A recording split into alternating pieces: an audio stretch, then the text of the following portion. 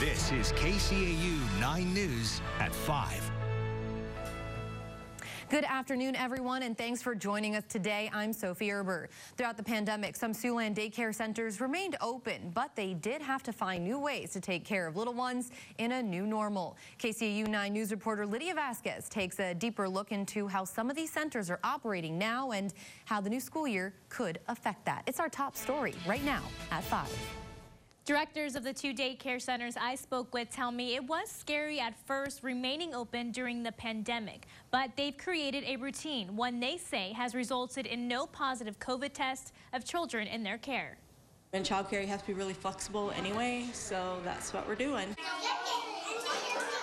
Every single toy that our kids are playing with, after they're done, they're sanitized, so we just trade toys out all day long and sanitize. Adjusting your schedules to accommodate a little bit of social distancing as you can, of course. So that's the biggest things that we have really done. Lori Roller is the director of Apple Tree Preschool and Learning Center. She says everyone's temperature is taken before entering the building, and they don't accept anyone with a temperature over 99. Roller says the center will look to hire extra staff if needed, but that decision won't be made until the Sioux City School District makes its decision. At Building Blocks Child Care and Preschool, the director says she's anxiously awaiting the official decision on the school district's return to learn plan. Mid-March, when the schools canceled, that was a huge impact on us. And so as I wait for the schools to tell me what they're going to do, I'm anticipating what I might have to do and how I have to react to that. Ginger Heisroth is the director. She says the biggest challenge running a daycare during the pandemic is the extra work on staff to sanitize and enforce social distancing. We don't have kids in too many classrooms interacting with each other. They stay in their rooms a little bit more. They do play together still. We've not taken away playtime. We just sanitize a lot. Both directors tell me they've had to adjust scheduling, like how many kids can be outside or in a playroom at one time. They tell me things are different, but they've worked to instill as much normalcy as possible, as they say, to let kids be kids. Lydia Vasquez, KCAU 9 News.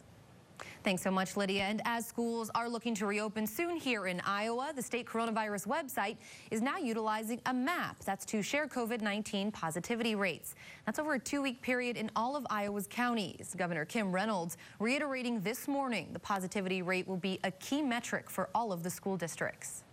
So right now, I think there are about 7 counties that meet or exceed the 15% 14-day positivity rate.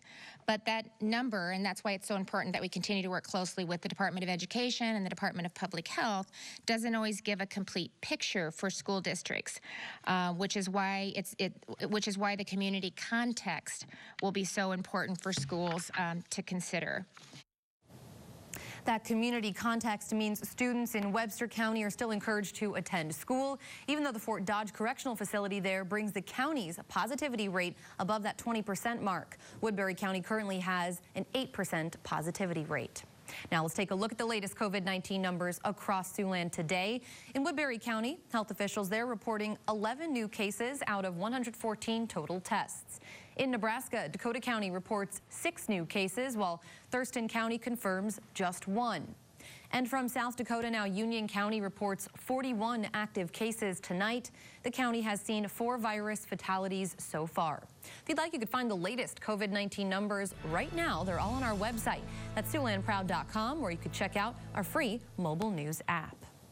It's time now for your first check on the weather. Meteorologist Marcus Beasley joining us once again. And Marcus, another beautiful August day. Yeah, very summer-like outside. The last few days have been pretty nice, but today beginning to feel a little bit more sticky out there, with temperatures warming up a little bit more today as well. We got up into the mid-80s outside today, and parts of Siouxland, 85 in Wayne, 87 in Norfolk for your high temperature today. We got up to 84 in Yankton. Here in Sioux City, 83 degrees. A little cooler as you head east, only 80 degrees for your high in Cherokee, and Storm Lake even cooler than that at 75 degrees. So if you were looking for some cooler temperatures similar to the last few days, definitely eastern Siouxland is where you would want to be. Forecast lows tonight, they'll drop down into the upper 60s for most of us. It does look like a fairly quiet night. I think we might see a shower or two pop up early overnight tonight, but I'm really not expecting too much as far as rain goes. It does look like we are going to see some slim storm chances in the days to come and some warmer temperatures as well. I'll have more details on that in the 9 on 9. Sophie? Thanks, Marcus. I hear we're heating up for the weekend. We'll check back with you soon.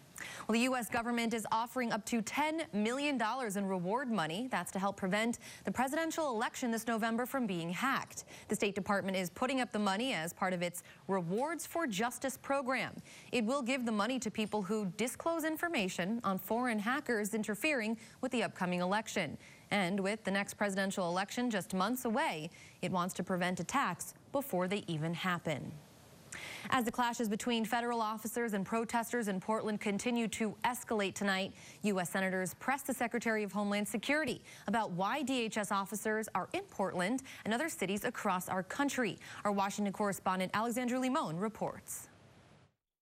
In a Senate hearing Thursday, Acting Secretary of DHS Chad Wolf defended the use of federal agents in Portland. To wear clearly marked uniforms, who are properly trained, who follow established law enforcement procedures and practices. Wolf said DHS is not cracking down on protesters and is only engaging with violent rioters who have hurt hundreds of federal officers. Civil law enforcement officers were abandoned due to the dangerous policies by local officials. Wolf also said the officers seen beating a Navy veteran were not DHS agents. Secretary Wolf also said the DHS agents in other cities are there to help fight violent crime and not to engage with protesters of any kind. California Senator Kamala Harris pressed Wolf about whether those deployments are politically motivated. Have you discussed the deployment of DHS agents to protests in connection with the president's re-election effort and with the president or any of his staff? Again, I'm not going to comment on my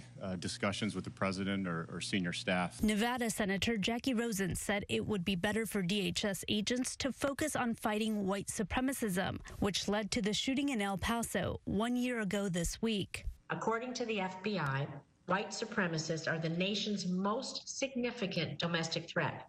Wolf said DHS is working on both problems. Reporting in Washington, Alexandra Limon. Students and staff returning to school within the Catholic Diocese of Sioux City now have a clear picture of what their days will soon look like. The diocese releasing its Return to Learn plan this morning. Under that plan now, at-home health screenings will be implemented, and students and faculty must stay home if they're ill. Physical distancing also will be implemented in both classrooms and other school buildings. In settings where distancing is not possible, masks are highly recommended. Diocesan schools will also promote frequent hand washing and enhanced sanitizing protocols. Visitors and volunteers will be limited inside the school buildings. And finally, cohorts will be used to keep students in groups and to limit their interactions with others. The diocese also has both an online learning model and a hybrid model ready to go. Under the hybrid plan, remote learning options are available. That's for students who want or need it for underlying health conditions.